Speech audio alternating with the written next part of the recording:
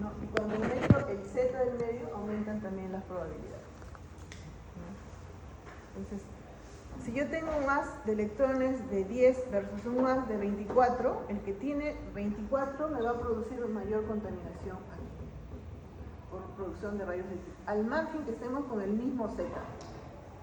Vamos a tener el mismo medio. Ya. La región del VLAB, ¿cómo varía? La dosis en la superficie con electrones, ¿cómo piensan si yo la comparo con fotones? Vamos, lo tienen que leer porque sí o sí es pregunta.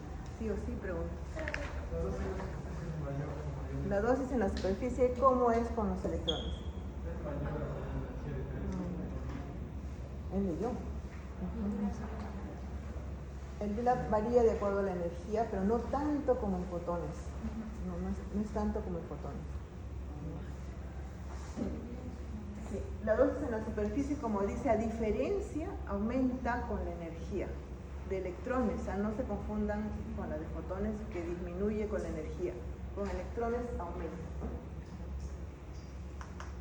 El PDP, ¿qué lo hace variar? ¿Cómo podría hacerse esto más, llegar a más profundidad? Varía con el campo. ¿De qué manera? A mayor campo, mayor en profundidad. Si tengo un campo de 10 por 10 versus un campo de 3 por 3, ¿dónde creen que sea mayor la dosis? No sé, en profundidad. Como en fotones, aumenta igual, o sea, aumenta el tamaño de campo, ¿no? Aumenta el porcentaje de dosis en profundidad. Lo disminuyo y va a disminuir, pero a diferencia de fotones, con electrones disminuye drásticamente. Si se fijan, los conos, tenemos conos de 5 por 5 o 6 por 6, de 10, de 15 y de 20. Si irradiáramos, los porcentajes de dosis serían muy parecidos a diferencia de fotones. Pero si reduce el campo a más chiquito, eso disminuye considerablemente el porcentaje de dosis de profundidad, inclusive el rendimiento de ese campo. Disminuye con el tamaño de campo. La diferencia con fotones es que el porcentaje de dosis en profundidad para campos en general, por encima de 5 por 5, casi es muy parecido. Lo que va a hacer es su alcance va a ser mayor, ¿no? De acuerdo a la energía. Si tenemos, digamos,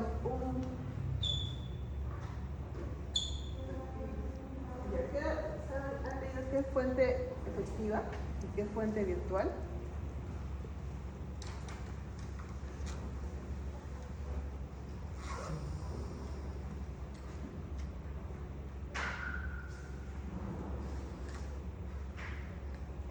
¿No?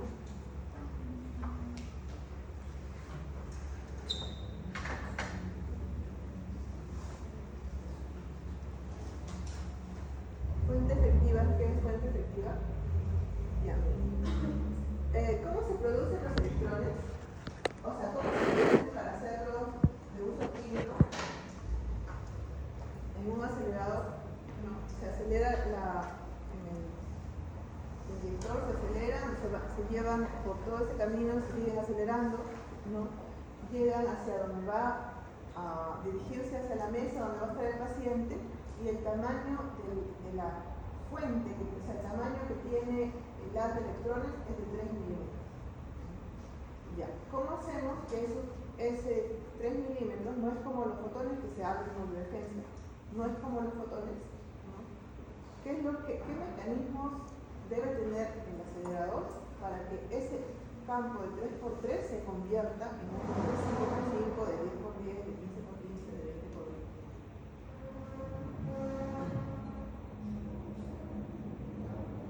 ¿Qué condición? ¿Ah? La cuña de cuña que produces fotones. Choque con un blanco, es como su blanco.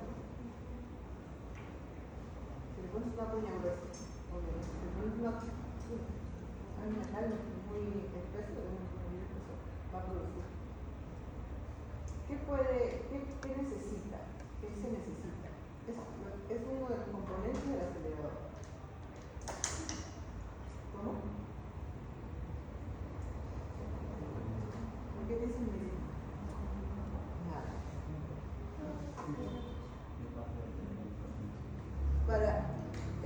haz de electrones que ha salido, voy a usar el haz de electrones, ¿no? Ya no voy a usar fotones, entonces no lo voy a hacer chocar con un blanco, solo voy a usar el haz de electrones. Mide 3 milímetros. Pero yo quiero que mida 10, que mida 15, porque es lo que clínicamente relevante, lo que importa, ¿no? ¿Qué accesorios, con qué accesorios cuenta el acelerador para hacer que este 3x3 milímetros se convierta en 10x10, 15x15? Se llama lámina dispersora.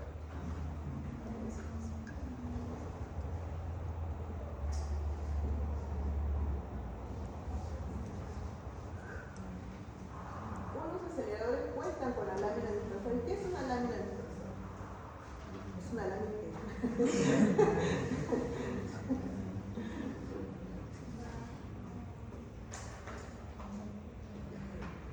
Vamos a imaginar, acá tiene este haz de electrones, tiene una energía igual a A, se choca con la lámina.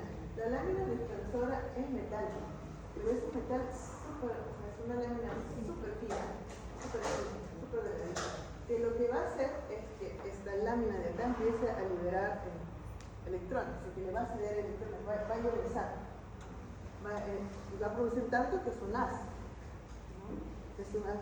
Pero como tengo una que hace a lo largo y a lo ancho, voy a tener el haz un poco más grande ya. Pero va a tener la misma energía. No, va a ser menor.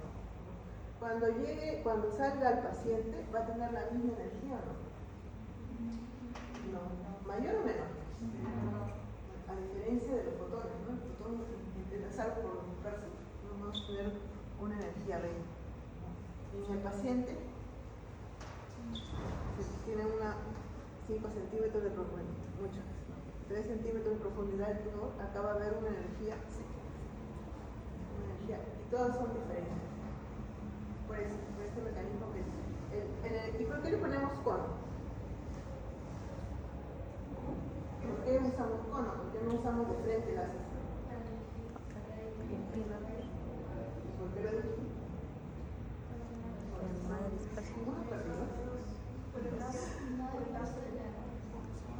El hecho de que sea una partícula que tenga masa, que tenga carga, va a interactuar con todo. Y es para tratar de restringirle sus interacciones y dirigirla, sino también pierde energía. Y entonces, ¿qué es fuente efectiva? Porque le lleva. La condición de que se cumpla la ley inversa del cuadrado de la distancia con fotones, ¿no? Va a estar dada por ser una fuente puntual. El hecho de que la dispersemos, ¿no? Estamos perdiendo esa condición de ser fuente puntual. Entonces los electrones no van a obedecer la ley inversa del cuadrado de la distancia. Y bueno, para tratar de encontrarle unas relaciones o cuáles son su punto de origen, ¿no? Entonces le buscaron 2 fuentes. Una de ellas es la fuente virtual y la otra es la fuente efectiva.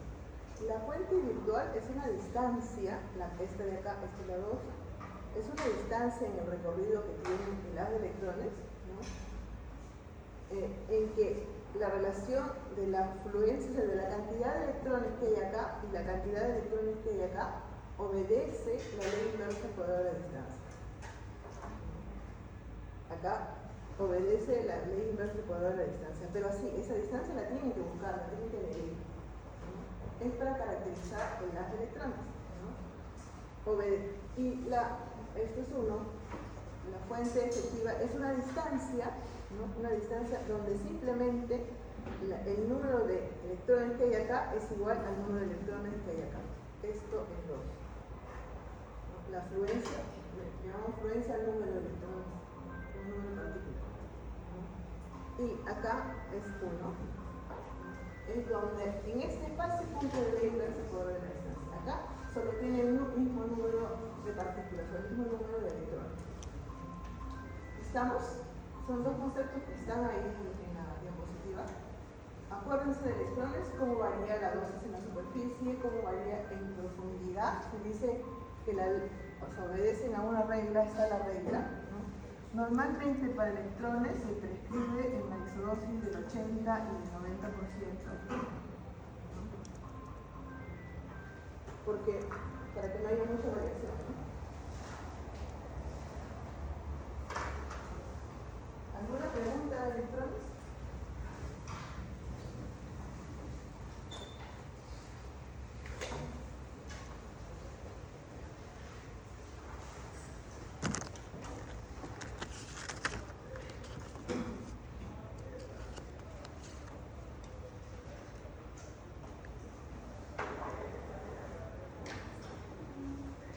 Quisiéramos tratar una lesión que está a una, debemos determinar, calcular la profundidad. O sea, queremos calcular la energía básicamente. Vamos a calcular la energía.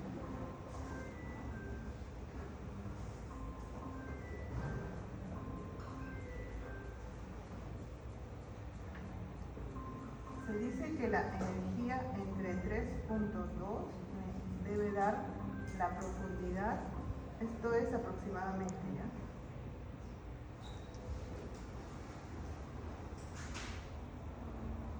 Es la línea del 90% y la energía infinita.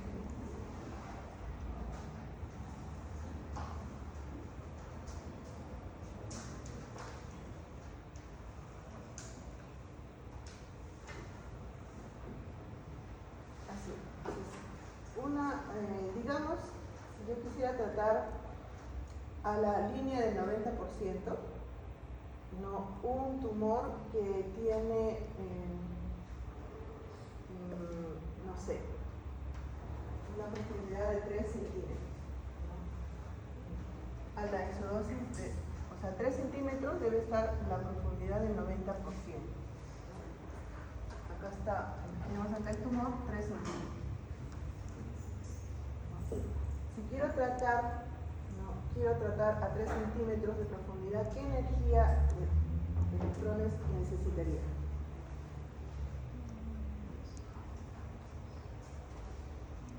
¿3 por 3.2 o no?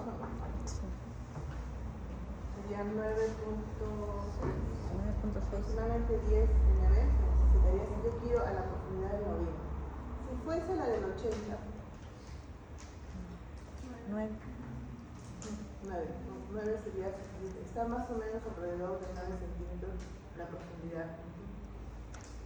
Así determinan la energía que requiere. Igual podría usar bolos.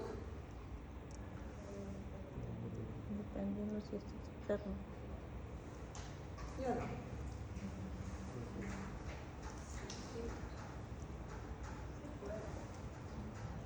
¿Qué dice Luz?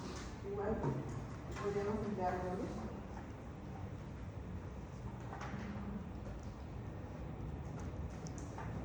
Bien, antes les dije que la profundidad, o sea, la dosis en la superficie, ¿no? A diferencia de los fotones, ¿no? Aumenta con la energía, ¿no? Si tienen electrones de 6 MB versus electrones de 18 MB, ¿cuál me daría más dosis en la superficie? 18. El de 18, ¿no? Pero su alcance va a ser mayor o no. Si es una lesión que solo tiene milímetros en la superficie, ¿se vería beneficiada con 6 o con 18? Entonces, ahora sabemos que 6, la dosis en la superficie va a ser menor que en esta región del pilar. Si bien no están marcados como fotones, pero sí tienen. ¿Ameritaría usar bolos?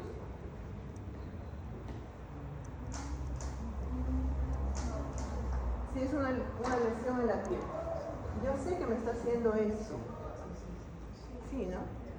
Sí se puede usar bolos. Sí se puede usar. Acuérdense, electrones cuando chocan con un medio van a chocar con lo que encuentren. Van a chocar, cuando chocan con un haz de electrones choca con un electrón, o lo excita o lo arranca, ¿no? Si va a chocar con el núcleo, lo más probable es que me produzca fotones. ¿Ok? Cuando tiene alto C. Solo tiene que tener alto C.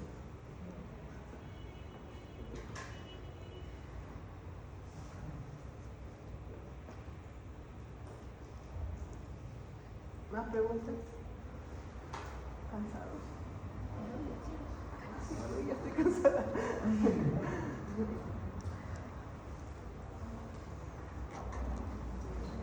A preguntar más.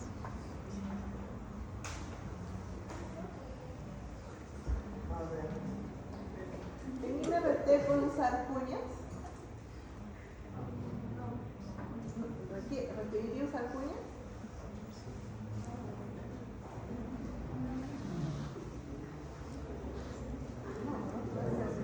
No necesitaría usar cuñas.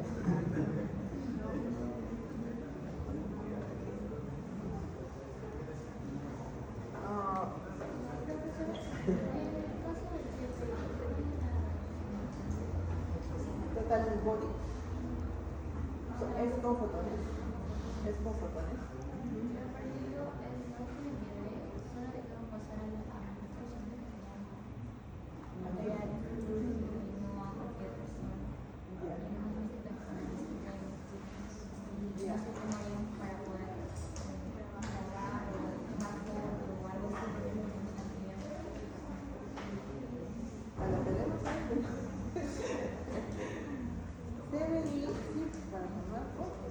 A la caja podríamos tomar y simular algo como la harina.